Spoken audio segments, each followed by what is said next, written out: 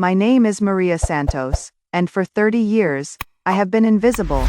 I have cleaned their marble floors, polished their crystal chandeliers, and served their elaborate dinner parties while they talked about me as if I were a piece of furniture. Maria, bring more wine. Maria, clean up this mess. Never please, never thank you, just orders from people who believed they owned not just my time, but my very existence. The Whitmore family was old money, the kind that came from railroad fortunes and oil investments made generations ago. Their mansion in the hills of Connecticut was a monument to wealth that stretched back over a century. Mrs. Eleanor Whitmore, the matriarch, was 92 when I started working for her. Her son Richard and his wife Patricia lived in the main house with their 3 children, Michael, the golden boy who could do no wrong, Jessica, the socialite who married a senator, and Thomas, the youngest, who spent his trust fund on expensive cars and younger women. I came to work for them when I was 25, desperate and broken. My husband had just died in a construction accident, leaving me with nothing but grief and a mountain of medical bills. I had no family, no education beyond high school, and no prospects. When I knocked on the Whitmore's back door asking for work, I was prepared to beg. Mrs. Eleanor interviewed me herself, which the other staff said was unusual. She normally left such matters to the house manager, but there she was, this tiny woman with sharp blue eyes and silver hair pulled back in a perfect chignon, looking at me like she was trying to solve a puzzle. "What is your full name, dear?" she asked. "Maria Santos, ma'am." "Well, it used to be Maria Rodriguez before I married." Something flickered in her eyes, but it was gone so quickly I thought I'd imagined it. "And where are you from originally?" "I was born here, ma'am, but my parents came from Mexico. They died when I was young. Car accident." She nodded slowly. "I see. And you are willing to work hard? This is a demanding position." "Yes, ma'am. I'll do whatever you need." That was 30 years ago. 30 years of waking at 5 a.m. to prepare breakfast for a family who rarely acknowledged my existence. 30 years of cleaning up after their parties, their fights, their messes, both literal and metaphorical. 30 years of being treated like I was less than human. The irony wasn't lost on me that I, a woman with Mexican heritage, was cleaning the house of people who probably supported every anti-immigration policy that came up. I heard their dinner conversations, their casual racism, their complaints about those people taking jobs from real Americans. They never seemed to remember that I was one of those people, standing right there in the room with them. Mrs. Eleanor was different from the rest of her family, though I couldn't put my finger on exactly how. While Richard and Patricia treated me with cold indifference, and their children acted like I was invisible, Mrs. Eleanor always looked at me directly when she spoke. She remembered details about my life that surprised me. When I mentioned once that I liked to read, she started leaving books on my cleaning cart. When I caught a terrible flu one winter, she personally brought me soup and made sure I had medicine. "You know, Maria," she said once as I was dusting the photographs on her mantelpiece, "family isn't always about blood. Sometimes it is about who chooses to stay when everyone else leaves." I thought she was just being kind to an old employee, maybe feeling sentimental about mortality as elderly people often do. I had no idea she was telling me something far more profound. The distance between me and the family became more pronounced as the years went on. Richard and Patricia grew colder, more entitled. Their children, Michael, Jessica, and Thomas, grew up to be carbon copies of their parents, privileged, dismissive, and utterly convinced of their own superiority. They brought their own children around for holidays and family gatherings, and I watched a new generation learn to treat me like furniture.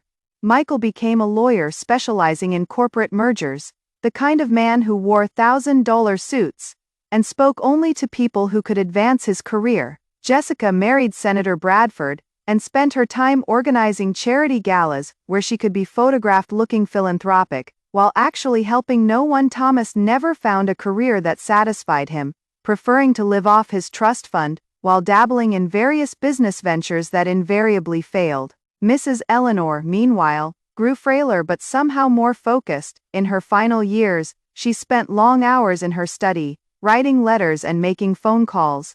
Sometimes I would catch her staring at me with an expression I couldn't decipher, not quite sadness, not quite regret, but something that seemed to weigh heavily on her heart. "Maria," She said to me one afternoon about 6 months before she died. Do you ever wonder what your life might have been like if things had gone differently? I was changing the sheets on her bed, and I paused in my work. I try not to think about that, Mrs. Eleanor. It doesn't do any good to wonder about things you can't change. But sometimes we can change things, she said softly. Sometimes we get a chance to make things right, even after many years have passed.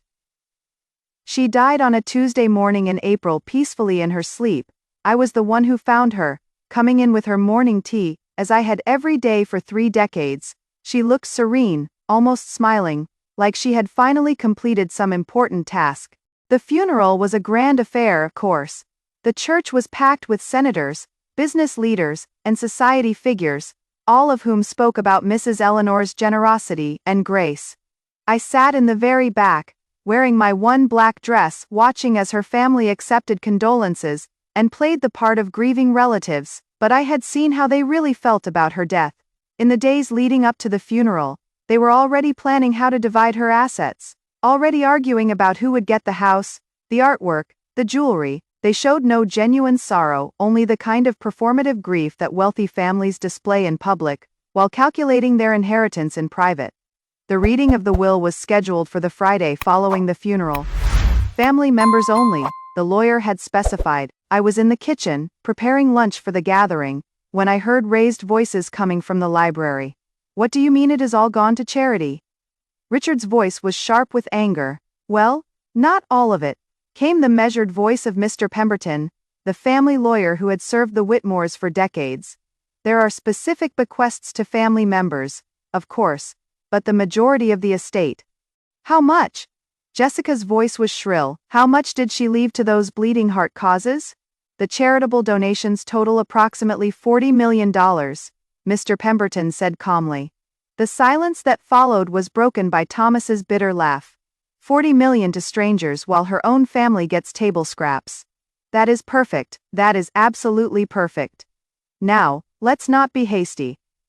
Mr. Pemberton continued. There are significant bequests to each of you, and of course someone will inherit the house and the remaining assets. Who? Patricia's voice was tight with tension. Who gets the house? Well, that is the unusual part of the will. Mrs. Eleanor has left the house, along with the remaining liquid assets and investments. 2. I moved closer to the door, not intentionally eavesdropping but unable to help overhearing as Mr. Pemberton continued. To Maria Elena Rodriguez Santos. The crash that followed sounded like someone had thrown a crystal glass against the wall.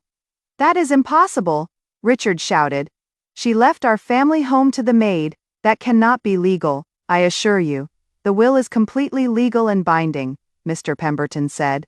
Mrs. Eleanor was of sound mind when she made these provisions. She was quite specific about her wishes. But why? Jessica's voice was high and desperate.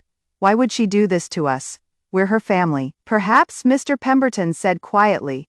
You should ask Mrs. Santos that question yourselves. There was another moment of silence before Patricia spoke, her voice dripping with venom. Where is she? Where is that woman? I realized they were about to come looking for me, and I quickly moved away from the door. My heart pounding. Mrs. Eleanor had left me everything. It seemed impossible. There had to be some mistake. Richard burst into the kitchen like a man possessed. Maria, get in here now. I followed him back to the library, where the entire family was staring at me with expressions ranging from bewilderment to pure hatred.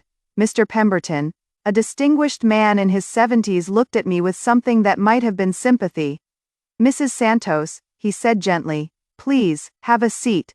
I remained standing. After 30 years of serving this family, sitting in their presence felt wrong, even in this moment. Mrs. Eleanor has left you a very substantial inheritance, Mr. Pemberton continued. The house, the contents, and approximately $15 million in liquid assets and investments. The number was so large it didn't feel real. $15 million. I made $30,000 a year. It would take me 500 years to earn that much money. This is insane. Michael finally exploded. She is nobody. She has been our maid for 30 years. What possible reason could grandmother have for this? Mr. Pemberton reached into his briefcase and pulled out a sealed envelope. Mrs. Eleanor left this letter specifically for Mrs. Santos, to be opened in the presence of the family. He handed me the envelope. My hands were shaking as I opened it. Inside was a single sheet of Mrs. Eleanor's personal stationery, covered in her elegant handwriting.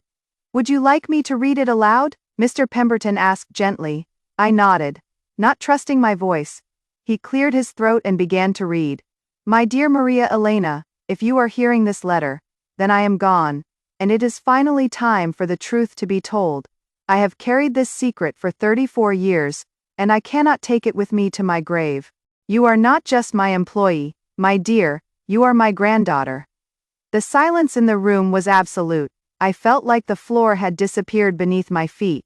Mr. Pemberton continued reading. "Your mother was my daughter, Isabella. In 1962, when she was 19, she fell in love with a young man named Carlos Rodriguez. Carlos was kind, hardworking, and intelligent, but he was also Mexican, American at a time when my husband and I were blinded by our own prejudices and social expectations. When Isabella told us she wanted to marry Carlos, we forbade it. When she defied us and eloped with him anyway, we disowned her. We told everyone she had died in an accident, and we never spoke her name again in this house. It was the greatest mistake of my life. I hired private investigators to keep track of Isabella over the years, though I never contacted her directly. I was too proud, too stubborn, and too ashamed of what we had done. I watched from afar as she built a beautiful life with Carlos. I saw photographs of their wedding, their little apartment, their happiness despite having so little money. And then you were born, Maria Elena Rodriguez, born on the 15th of March, 1965. My first grandchild, though I had no right to claim you. When you were 5 years old, your parents died in that car accident. I wanted desperately to claim you then, to bring you home where you belonged, but Carlos's sister had already taken you in, and I told myself it was better to leave you with family, who actually loved you rather than the grandmother who had rejected your mother. But I never stopped watching over you. I made sure money was anonymously donated to help with your education. I arranged for scholarships and opportunities, though you never knew where they came from. When you married young, I worried but hoped you had found the happiness your mother had found with your father. And then your husband died, and you came to my door looking for work. When you told me your name was Maria Rodriguez, and when I saw your face so much like your mother's Faye, I knew immediately who you were. You have Isabella's eyes, her smile, her graceful way of moving through the world. You have her strength, too, the strength that allowed her to choose love over money, principle over prejudice. I should have told you immediately. Instead, I was a coward. I told myself I would reveal the truth when the time was right. But months became years, and years became decades. I was selfish, Maria Elena. I wanted you near me, but I was afraid that if I told you who you really were, you would hate me for what we did to your mother. I was afraid you would leave, and I couldn't bear to lose you again. So I kept you as my employee instead of embracing you as my granddaughter, and that is a sin I will never forgive myself for. But I watched you grow into an extraordinary woman, despite the hardships you faced. You have more grace, more kindness, and more dignity than anyone else who has ever lived in this house. You are the true heir to the Whitmore name. Not because of blood alone, but because you embody everything this family should have been and failed to become. You earned every dollar I am leaving you through 30 years of service, loyalty, and love that I was too blind to properly acknowledge. The others in this room will be angry. They will contest this will, though they will not succeed. They will claim you manipulated me, though you never asked me for anything beyond fair wages for honest work. They will say you don't deserve this inheritance, though you are the only one who truly does. But you, my dear granddaughter, must decide what to do with this truth. You owe these people nothing. You owe me nothing. You are free to take this inheritance, and build whatever life makes you happy. If you choose to stay in this house, make it a home filled with the love and warmth it has lacked for far too long. If you choose to sell it, and start fresh somewhere else, know that you carry with you the love of a grandmother who was too proud and too foolish to claim you in life, but who has loved you every single day for 30 years. Your mother Isabella would be so proud of the woman you have become. I only wish I had been brave enough to tell her that before she died. With all my love and deepest regrets. Your grandmother, Eleanor Whitmore P.S. In my personal safe behind the portrait of your mother in my bedroom. You will find more letters I wrote to you over the years, but never sent. You will also find the only photographs I have of your parents which I should have shared with you long ago. When Mr. Pemberton finished reading, the silence stretched on for what felt like hours. I could hear my own heartbeat, could feel the eyes of everyone in the room staring at me. But I couldn't process what I had just heard. I was not Maria Santos, the maid. I was Maria Elena Rodriguez, granddaughter of Eleanor Whitmore.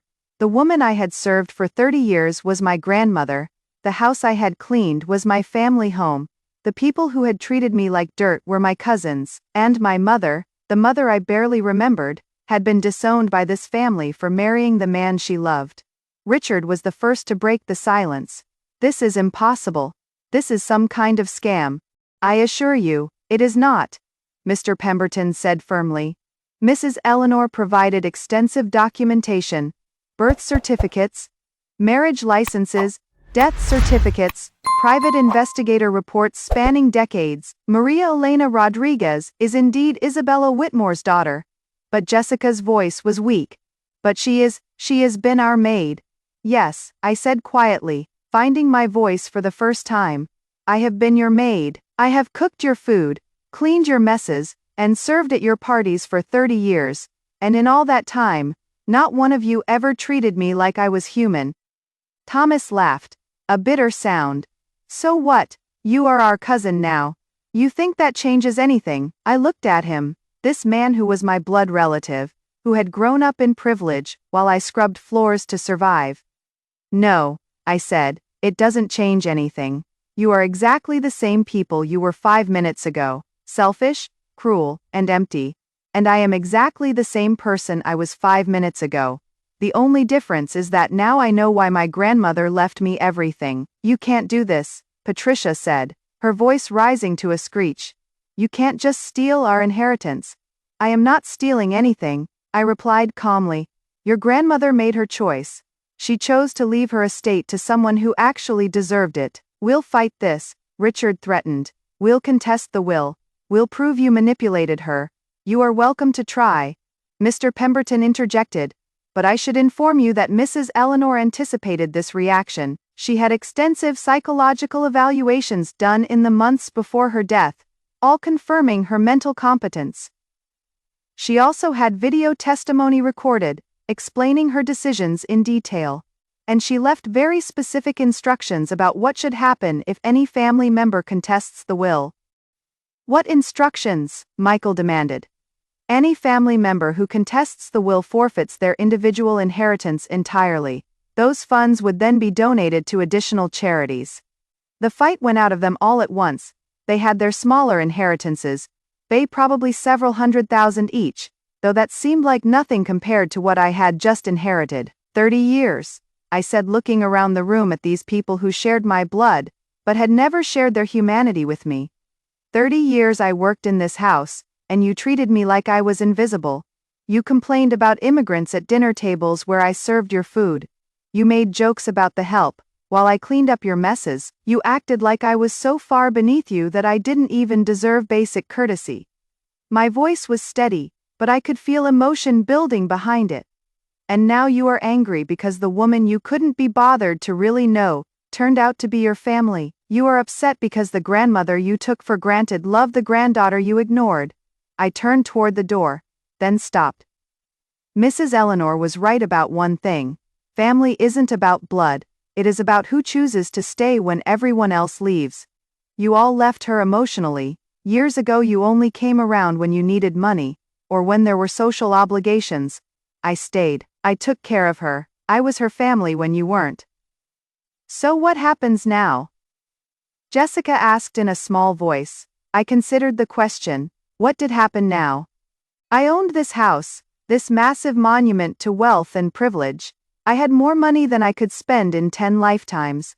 I could travel the world, buy anything I wanted, never work another day in my life. But more than that, I had answers. I had a family history. I had a mother's name and a father's love story. I had a grandmother, who had loved me from afar for 30 years. too proud to claim me but too devoted to let me go. Now, I said, you all leave. This is my house now, and you are no longer welcome in it. You can't just throw us out. Patricia protested. Actually, I can. Mr. Pemberton, these people are trespassing on my property. Please call the police if they don't leave voluntarily within the next 10 minutes. It was remarkable how quickly they moved when faced with actual consequences for their behavior. Within minutes, the four of them had gathered their personal belongings and stormed out, their anger and outrage trailing behind them like expensive perfume. Mr. Pemberton stayed behind to go over the legal details. There would be paperwork, transfers, accounts to set up. It would take weeks to finalize everything. Mrs. Santos, he said as he was preparing to leave, or rather, Miss Rodriguez, I should tell you that Mrs. Eleanor spoke about you often. In her final years, she was very proud of you, and very sorry for the years you lost together. Did she ever consider telling me the truth while she was alive? He nodded. Many times. She wrote you hundreds of letters over the years. She had me draw up documents several times to change your employment status, to legally adopt you as an adult, to make you a full family member. But she always pulled back at the last minute. She was terrified that you would reject her the way she had rejected your mother. That night, I sat alone in the mansion that was now my home. It felt strange to walk through these rooms as an owner, rather than an employee. Everything looked different somehow. Like I was seeing it all for the first time. I went upstairs to Mrs. Eleanor's bedroom, my grandmother's bedroom, and found the safe hidden behind the portrait. Inside were stacks of letters, all addressed to me, dating back 30 years. There were also photographs, dozens of them. My parents on their wedding day, both young and radiantly happy. My mother did look like me, or rather, I looked like her. My father was handsome in a quiet way, with kind eyes and a gentle smile. There were pictures of them in their small apartment, at family gatherings with his relatives, and several of them with me as a baby and toddler. I read through the letters my grandmother had written but never sent. They chronicled my life from her perspective, celebrating my small victories and agonizing over my struggles. She had known about every job I'd held before coming to work for her, every relationship, every hardship. She had watched me grow up from a distance, loving me in secret. In one letter, written on my 30th birthday, she had written, I watched you clean the house today with the same grace and dignity you bring to everything. You are so much like your mother, but stronger somehow. You survived losses that would have broken a lesser person. I am proud to be your grandmother, even though I have no right to claim that title. Every day I see you is a gift I don't deserve. I cried reading those letters. I cried for the grandmother I had never known I had, for the mother I barely remembered, for the 30 years we had lived in the same house, without being able to truly be family. But I also felt something else. Peace for the first time in my adult life. I knew who I was. I wasn't just Maria Santos, the maid with no family and no prospects. I was Maria Elena Rodriguez, daughter of Isabella Whitmore, and Carlos Rodriguez, granddaughter of Eleanor Whitmore. I came from love. Even if that love had been complicated by pride and prejudice. The next morning, I called the other staff members, Faye the gardener, the part-time cook, the cleaning service that came twice a week. I gave them all significant raises, and told them their jobs were secure for as long as they wanted to keep working. Then I called a contractor and an interior designer. I was going to renovate this house, not to show off wealth, but to make it the kind of home my grandmother had wanted it to be, warm, welcoming, filled with love and laughter. I also called a lawyer, not Mr. Pemberton, but someone who specialized in charitable foundations. I wanted to set up a scholarship fund for young women like I had been, alone, struggling, trying to build a life after loss. They would never know where the money came from, just like I had never known my grandmother was helping me all those years ago. Richard did try to contest the will, just as he had threatened. His lawsuit lasted exactly 3 weeks before his own lawyer convinced him to drop it. The evidence of my identity was overwhelming, and his chances of success were essentially zero. He lost his individual inheritance as a result, which was donated to immigrant rights organizations. The irony was not lost on me. 6 months later, I stood in the garden behind my house, watching as workers installed a memorial fountain. It was dedicated to Isabella and Carlos Rodriguez, the young couple who had chosen love over money, and paid for that choice with their family. I had found my mother's sister, my Aunt Carmen, who was still alive and living in California. She cried when I called her, thinking I had died years ago when I disappeared from her life to get married. We had a tearful reunion, and she was able to tell me stories about my parents that filled in so many missing pieces. My mother had been spirited and independent, she told me, the kind of person who would rather be poor and happy than rich and miserable. My father had been quiet but steady, a man who worked with his hands, and loved with his whole heart. They had died knowing they had made the right choice in choosing each other over the Whitmore fortune. The house staff, who had once barely acknowledged me, now treated me with genuine respect and affection, not because I was wealthy, but because I treated them the way I had always wished to be treated, like human beings deserving of dignity and kindness. I never saw Richard, Patricia, Michael, Jessica, or Thomas again after that day in the library. I heard through Mr. Pemberton that they had all moved away, apparently unable to bear living in the same community where their former maid had become the wealthiest woman in town. Sometimes I wondered if they had learned anything from the experience. Did they ever examine their own behavior and recognize how cruel they had been? Did they ever consider that perhaps their grandmother had good reasons for her decision? Probably not. People like them rarely look inward when they can blame external forces instead. But I didn't waste much time thinking about them. I had a life to build, relationships to nurture, and a legacy to create. I traveled to Mexico to learn about my father's family history. I took Spanish lessons to connect with the language my parents had spoken together. I read everything I could find about my mother's generation, trying to understand the world she had lived in, and the courage it had taken to choose love over acceptance. I also started dating again, something I hadn't done since my husband died. I met a man named David, a teacher at the local high school who knew nothing about my wealth when we first met. He fell in love with Maria Elena, not with the Whitmore fortune, and that made all the difference. On the 1-year anniversary of my grandmother's death, I held a memorial service in the garden. I invited everyone whose life she had touched, not just the wealthy and powerful who had attended her funeral, but the scholarship recipients she had supported, the charities she had funded, the staff members she had treated with genuine respect. I spoke about the woman I had finally learned to call grandmother, about her regrets and her love, about the courage it took to make amends even from beyond the grave. I talked about the importance of choosing love over pride, acceptance over prejudice, and kindness over status. That evening, as the last guests were leaving, I sat by the fountain dedicated to my parents, and opened the final letter my grandmother had left for me. This one was marked to be opened 1 year after my death. In it, she wrote, "My dear Maria Elena, if you are reading this, then you have had a full year to process the truth about our family, and to decide what kind of life you want to build. I hope you have found happiness.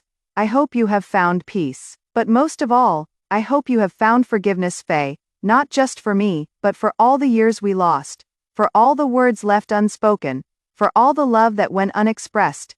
You see, my dear granddaughter, the greatest inheritance I can leave you is not money or property. It is the knowledge that you are loved, that you have always been loved, and that you deserve every good thing life has to offer. Your mother broke our family's cycle of prejudice and pride when she chose your father. You have the chance now to complete what she started. Use this wealth not just to build a life for yourself, but to build a better world for others, be the change our family needed but was too afraid to embrace. And remember always that the best way to honor those who loved us is to love others with the same fierce, uncompromising devotion. You are my pride and my redemption, Maria Elena. Live boldly, love deeply, and never ever let anyone make you feel invisible again. All my love, always, your grandmother." I folded the letter carefully and tucked it into my jacket pocket next to my heart. Around me, the garden was peaceful in the moonlight, the fountain bubbling softly as it honored my parents' memory. I thought about the young woman I had been 30 years ago, desperate and alone, knocking on the back door of this mansion looking for work. She could never have imagined this moment, this life, this transformation, but perhaps that young woman had been stronger than she knew. Perhaps she had been preparing for this all along, learning lessons in humility and service, and grace that would serve her well when the time came to claim her true inheritance. I wasn't invisible anymore, I never would be again.